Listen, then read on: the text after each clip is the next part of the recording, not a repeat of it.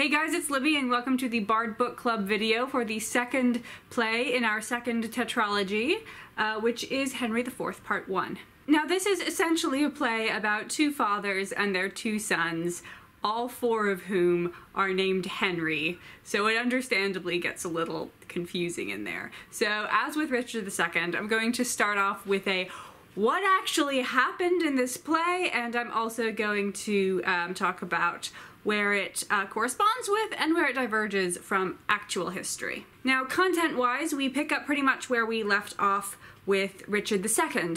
Henry IV is again saying he wants to make a pilgrimage to the Holy Land. This is the opening scene of this play is actually set a couple of years after the death of Richard II.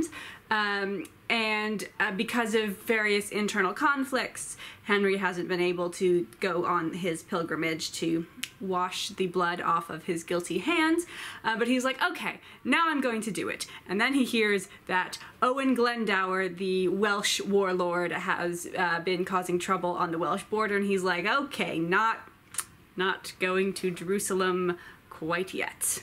But it's not all bad news. We also learn that Henry Percy, son of Henry Percy, has taken some prisoners, some noble prisoners, while he was fighting in Scotland. Henry Percy the father is the Earl of Northumberland, who you will remember from Richard II, and so I'm mostly going to call him Northumberland. Henry Percy the son is nicknamed Hotspur, so I will mostly be referring to him under that name.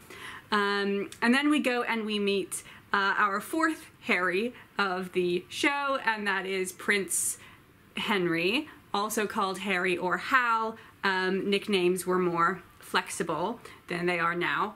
And he is not capturing noble prisoners in Scotland. He is getting drunk with his fat, drunk, lecherous friend Falstaff in a tavern in Eastcheap. Henry's friend Poins proposes a plot where he, Henry, Falstaff, and some of their other friends will rob some pilgrims in the road, but Poins' secret plan is for him and Prince Hal to sneak away right before they rob these pilgrims, so that then after Falstaff and the others have robbed them, they can pop up in disguise and then rob Falstaff of the things he has just won, and then the end result will be that Falstaff will come up with some outrageous story about how this all went down and how he is more valiant than he is. Going back to court, King Henry has demanded that Hotspur render his prisoners to him. Hotspur says no, he is keeping his prisoners for himself because the king will not ransom Lord Mortimer, who has been captured by the Welsh, and part of the reason he has not ransomed Mortimer is because Mortimer was the named heir to Richard II. So he has not only seized the throne from Richard II, but also from Richard's, shall we say, rightful heir.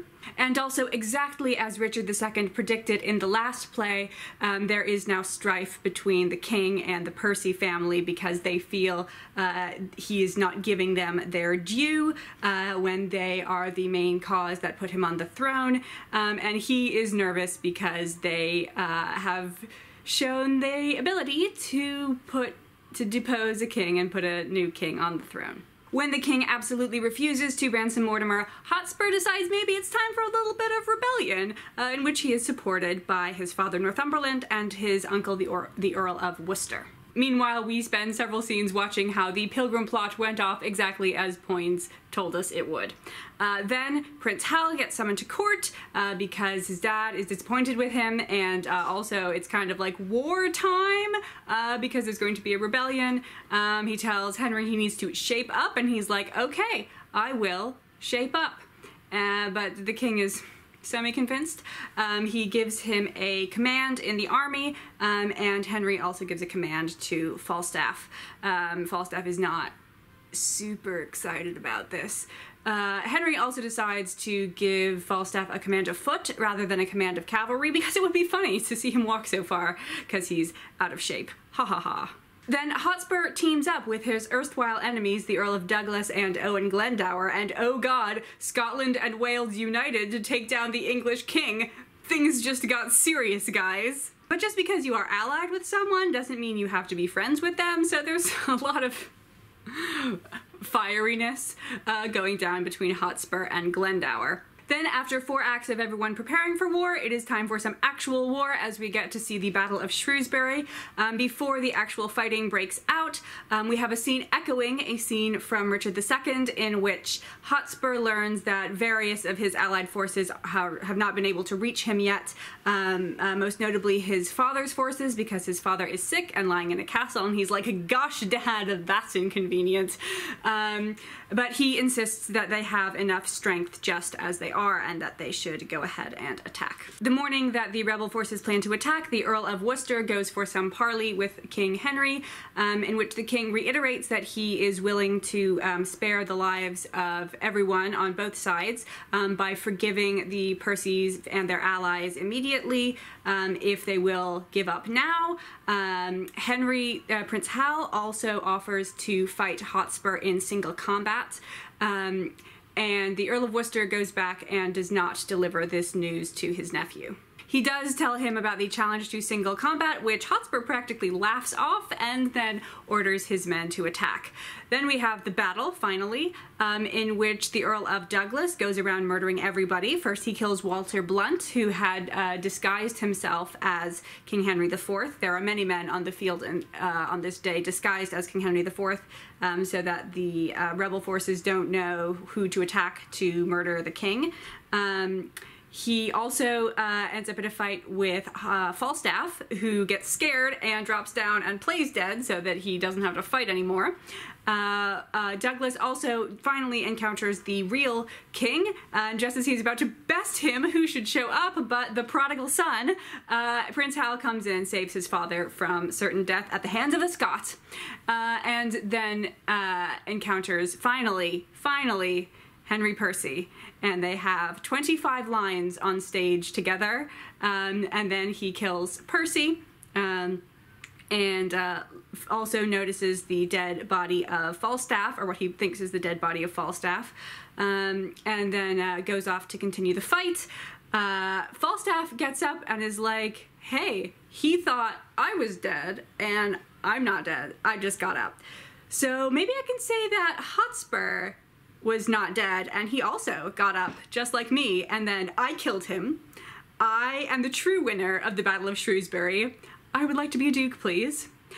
He picks up Hotspur's dead body, drags him over to the prince, and he says, look, after you left, we both got up, and then I had to fight Hotspur, and I beat him. Look, I stabbed him right here in the thigh, and I definitely did not do it after he was dead. And Prince Hal's like, sure you did. You're my friend. We'll pretend that what you said is what actually happened. And then they decide that they've won the battle, that Henry Percy is dead, they have captured Worcester, and he is going to be put to death. Everybody else they will pause over and decide whether they get to live or die. But there's still other forces, those allied forces, who couldn't make it to the Battle of Shrewsbury on that day. So the battle is not yet over, and we will need a part 2. I would say that the key variant from history here is the age of Hotspur.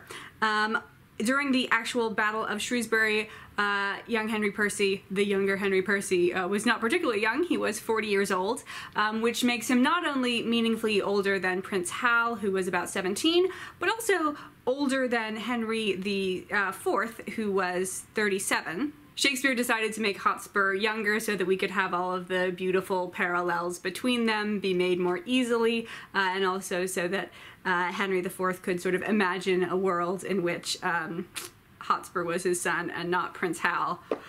Ouch! Now, I mentioned repeatedly during the Richard II video that I love that play. I think it is genius. I think it is practically perfect. I mean, maybe there's something wrong with it, but I cannot think of what that would be right now.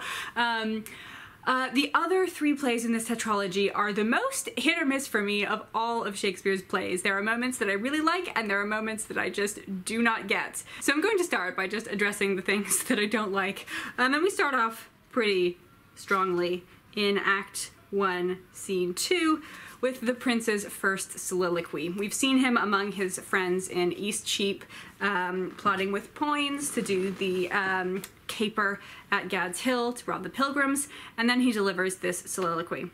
I know you all, and will a while uphold the unyoked humour of your idleness. Yet herein will I imitate the sun, who doth permit the base contagious clouds to smother up his beauty from the world, that when he please again to be himself, being wanted, he may be more wondered at by breaking through the foul and ugly mists of vapours that did seem to strangle him.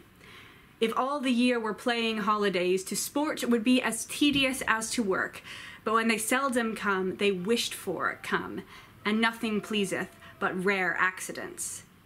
So when this loose behaviour I throw off, and pay the debt I never promised, by how much better than my word I am, by so much shall I falsify men's hopes, and like bright metal on a sullen ground, my reformation, glittering o'er my fault, shall show more goodly, and attract more eyes, than that which hath no foil to set it off. I'll so offend, to make offence a skill, redeeming time when men least think I will. And although this is a nice section of poetry and also echoes things that Richard II was saying with the sun and what happens when you can't see the sun and then when the sun is revealed again, I think it completely ruins the arc of these three plays.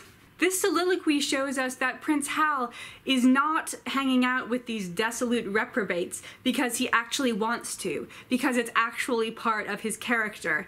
This is a political ploy to get people to be more impressed with him later. So he's already an adult with this, like, political scheming. It also means that he doesn't actually like any of these people, including Falstaff, which means that the big moment at the end of Henry IV Part 2, when he says, "I know thee not, old man," is meaningless and boring because there's no tension there. He never liked him. He's not having to reject his old friend, he's having to reject this guy that he's never respected. So in my mind, this soliloquy does not exist. If I were to direct a production of this play, I would cut it.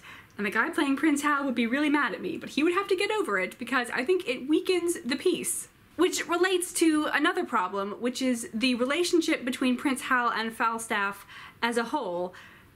It seems really unclear to me what they think about each other.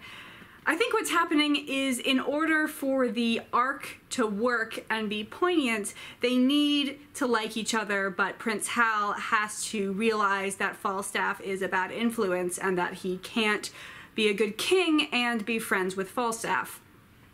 However, he doesn't seem to be friends with Falstaff. He doesn't seem to like him, and Falstaff doesn't really seem to like Prince Hal either. Based on 95% of their interactions, it seems to me that Falstaff likes to hang out with Prince Hal because Prince Hal is going to be king one day, and Prince Hal likes to hang out with Falstaff because he is an easy target for humor / bullying. There's a lot of fat shaming in this play.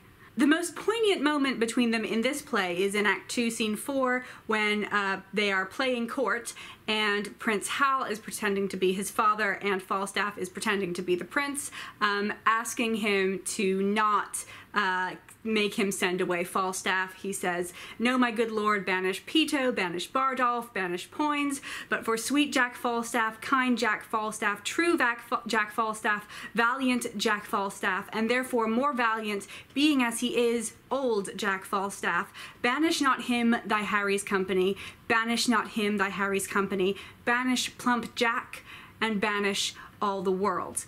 And a lot of actors playing Falstaff use this as their moment to make things serious and show that he really does care about Prince Hal, he really does want to hang out with him. But that's not what the text is doing. This is not a moment of vulnerability in which Falstaff is saying, "Hey, I really care about you, please don't abandon me." Because all of the things he's saying about himself, he knows are lies. Falstaff knows he's not valiant. That's why he lies about his deeds. If he thought he was valiant, he would say what actually happened at Gad's Hill and not say that he fought off seemingly 100 men. And also, Falstaff is not saying this as himself, he's saying this in the persona of Prince Hal, so he likes to imagine a Prince Hal who is dependent on him, and he's not revealing a Falstaff that is dependent on Prince Hal for anything. And then on Hal's side, at the end of the play in Act 5, Scene 3, when he comes across what he thinks is Falstaff's corpse, he does not break down in uncontrollable sobs the way he will when a certain other character appears to be dead in the next play.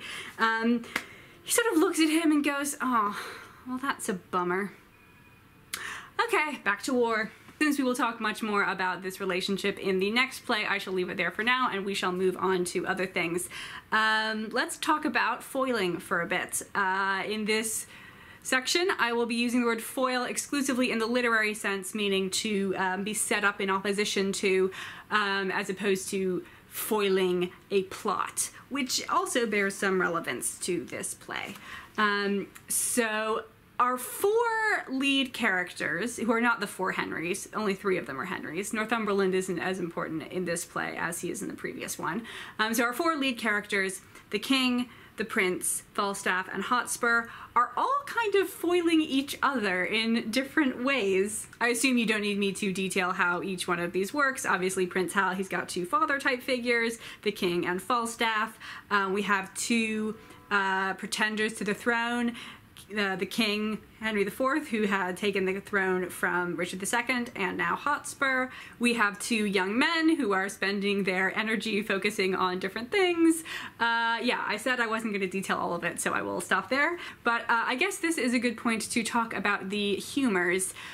So if you are not already aware, the concept of the four humors was the leading medical theory of Shakespeare's day and had been since Aristotle.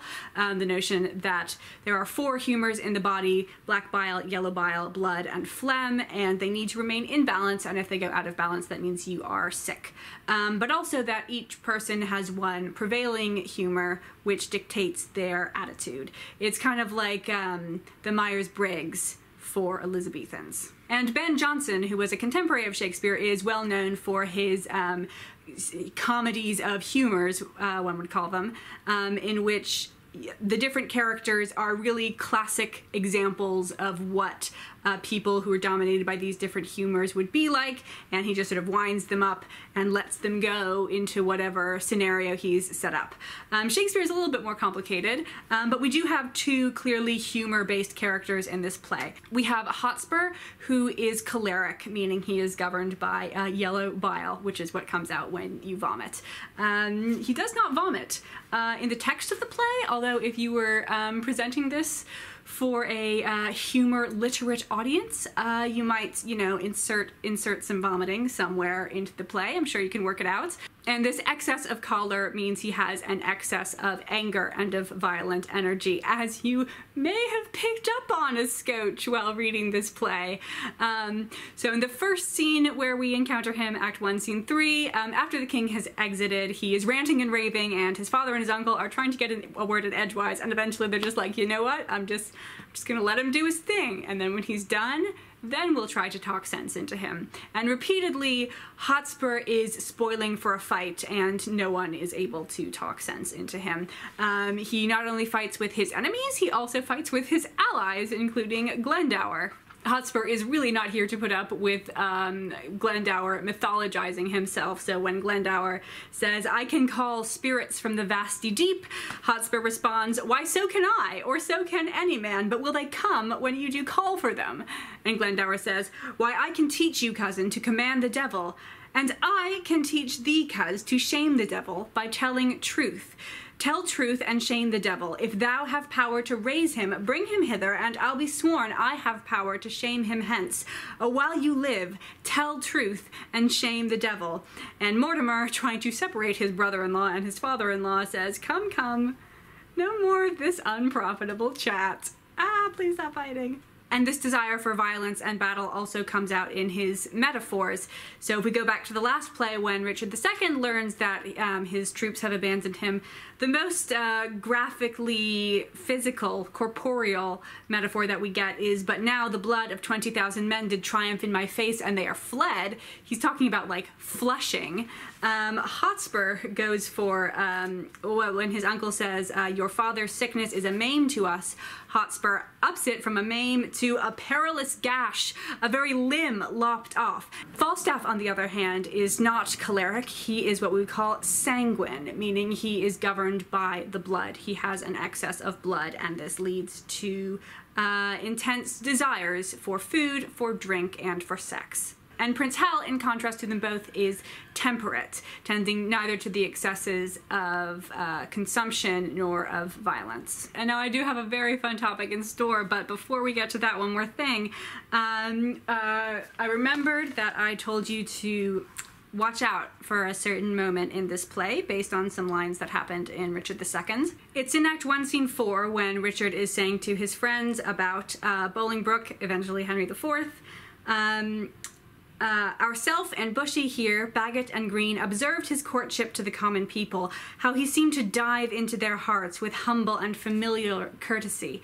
What reverence he did throw away on slaves, wooing poor craftsmen with the craft of smiles and patient underbearing of his fortune, as 'twere to banish their effects with him. Off goes his bonnet to an oyster wench, a brace of draymen bid God speed him well, and hath the tribute of his supple knee, with thanks, my countrymen, my loving friends, as were our England in reversion his, and he our subjects next degree in hopes.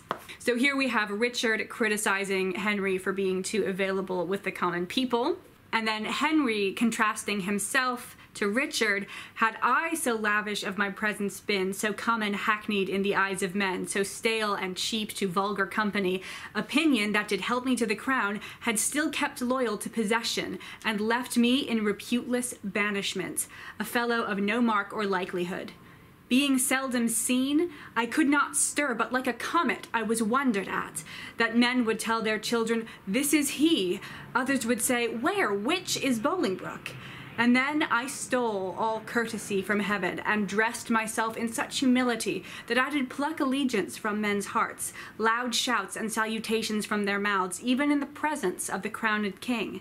Thus did I keep my person fresh and new, my presence like a robe pontifical, ne'er seen but wondered at, and so my state, seldom but sumptuous, showed like a feast, and won by rareness such solemnity. I find it very interesting that they are both criticizing each other for being too available. Okay, now let's do some queer theory. And I know some of you are like, Libby, you're doing a queer theory section for Henry IV Part 2, but not for Richard II? To which I say, did you really need my help with it in Richard II? I mean, Act 3, Scene 1, to Bushy and Green, you have misled a prince, a royal king, a happy gentleman in blood and lineaments, by you unhappied and disfigured clean. You have in manner with your sinful hours made a divorce betwixt his queen and him, broke the possession of a royal bed, and stained the beauty of a fair queen's cheek with tears drawn from her eyes by your foul wrongs. Now, I think there's a lot of queer parallels in Prince Hal's situation, though not like direct queer content. Some people do read like a romance between Prince Hal and Falstaff. I mean, I really don't think Prince Hal secretly wants to get it on with Falstaff. Maybe Falstaff does with Hal, but if so, it's very deep in the subtext and very deep in Falstaff's subconscious. However, I think there is a lot of resonance, especially with a modern queer experience, to like disappointing your dad by going and hanging out with people that he doesn't really like in a bar of all places. In my Much Ado About Nothing and All's Well That Ends Well videos, I talked about the 3 phases of a man's life, starting with his life in the domestic sphere dominated by his parents, then his life in the homosocial sphere dominated by men of his own age, and then his life in the heterosocial sphere dominated by his own familial relationships. And Prince Hal has moved out of the paternal sphere, somewhat to the chagrin of his pater, and into this homosocial sphere, which, as I've said, is sometimes a homosexual sphere. And, you know, that transition being one that your dad does not approve of is definitely part of the modern trope of a gay experience. But I think it's actually Hotspur who has the more interesting content for a queer discussion. Well, obviously he doesn't particularly like his wife, But the person that he does like is his brother-in-law, and, you know, in later Victorian literature, you'll often find what may be a homosexual attachment sort of being transferred to the sibling of the correct gender. I don't think that was so much of a thing in Shakespeare's time, but as modern readers, it's hard for us to not see that. You've also got the lines when Hotspur is ranting and raving, saying, "He said he would not ransom Mortimer, forbade my tongue to speak of Mortimer, but I will find him when he lies asleep, and in his ear I'll holla, Mortimer! Nay, I'll have a starling, shall be taught to speak nothing but Mortimer, and give it him to keep his anger still in motion." This calling out of someone's name should make you think of Juliet in Romeo and Juliet, and also of Viola in The Guise of Cesario, saying how she would woo Olivia by calling out her name. However, Hotspur is what we would call nowadays hella butch, and draws a contrast between him and a more effeminate man in the first scene where we see him, when he is explaining what was going on in the battle and why he decided not to, or why he said he wouldn't render his prisoners to the king. He talks about a man who shows up. "When I was dry with rage and extreme toil, breathless and faint, leaning upon my sword, came there a certain lord, neatly and trimly dressed, fresh as a bridegroom, and his chin new reaped showed like a stubble land at harvest home. He was perfumed like a milliner, and twixt his finger and his thumb he held a pouncet box, a perfume box, which ever and anon he gave his nose and took it away again, who therewith angry, when next it came there, took it in snuff, and still he smiled and talked, and as the soldiers bore dead bodies by, he called them untaught knaves, unmannerly, to bring a slovenly, unhandsome course betwixt the wind and his nobility. With many holiday and lady terms he questioned me, amongst the rest demanded my prisoners in your majesty's behalf. I then, all smarting with my wounds being cold, to be so pestered with a popinjay, answered neglectingly I know not what he should or he should not, for he made me mad to see him shine so brisk, and smell so sweet, and talk so like a waiting gentlewoman of guns and drums and wounds, God save the mark." And then of course the camera dies right in the middle of my Hotspurian groove, but we're almost done, and telling me the sovereignest thing on earth was parmacetti for an inward bruise, and it was a great pity so it was this villainous saltpeter should be digged out of the bowels of the harmless earth, which many a good tall fellow had destroyed so cowardly, and but for these vile guns he would himself have been a soldier. The guns, of course, being an anachronism for the late medieval period.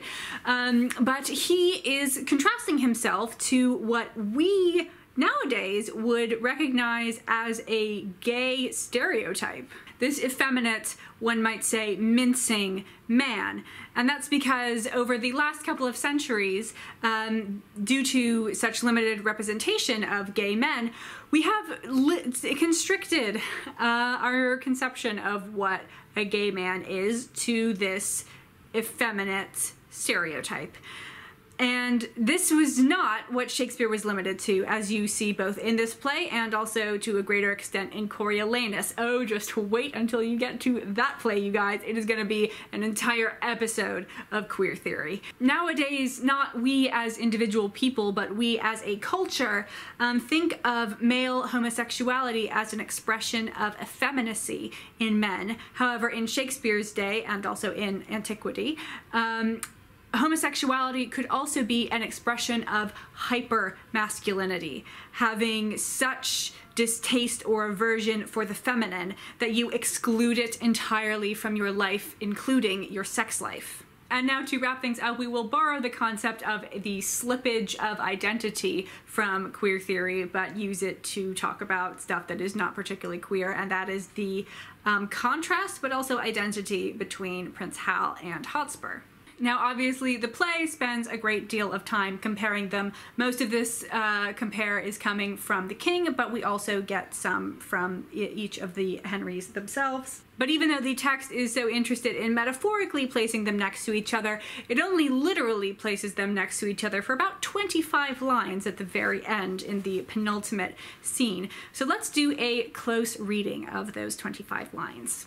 Prince Hal has just saved his father from Douglas, and then he and his father split up again to each aid some other noblemen on their side who have called for assistance when he encounters Hotspur, who says, "If I mistake not, thou art Harry of Monmouth." First thing to notice here is he's addressing him with thou. They are going to address each other as thou for the rest of the scene.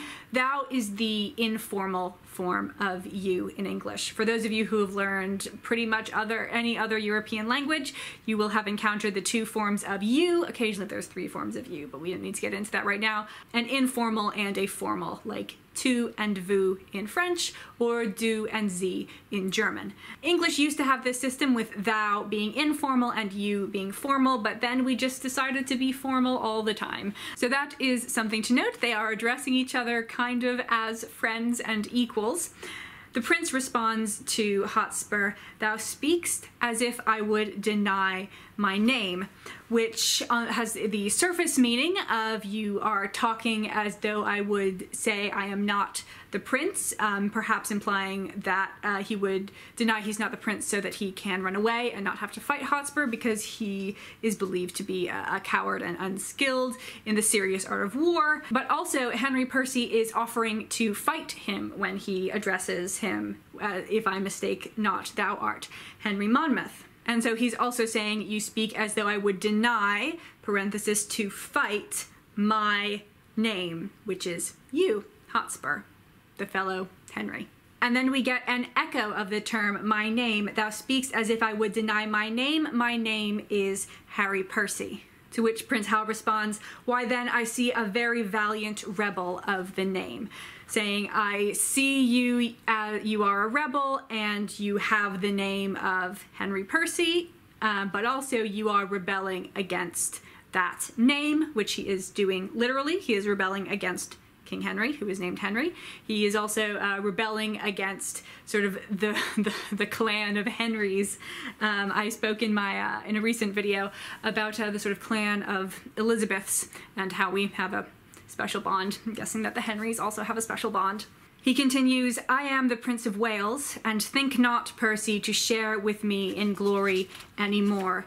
Two stars keep not their motion in one sphere, nor can England brook a double reign of Harry Percy and the Prince of Wales." We have these two Henrys who are creating redundancies in the Henry universe. That may perhaps even be why they never appear on stage at the same time, except in this one moment to kill each other. And if you were a director who was going for like an art piece of a production and you didn't mind totally killing your actor, you could maybe even have the same actor playing Prince Hal and Hotspur. I mean, for this scene, you'd have to do some elaborate stuff with like mirrors or heavy fog and body doubles, but you know, I think you could do it. Hotspur continues, "Nor shall it, Harry, for the hour is come to end the one of us, and would to God thy name in arms were now as great as mine."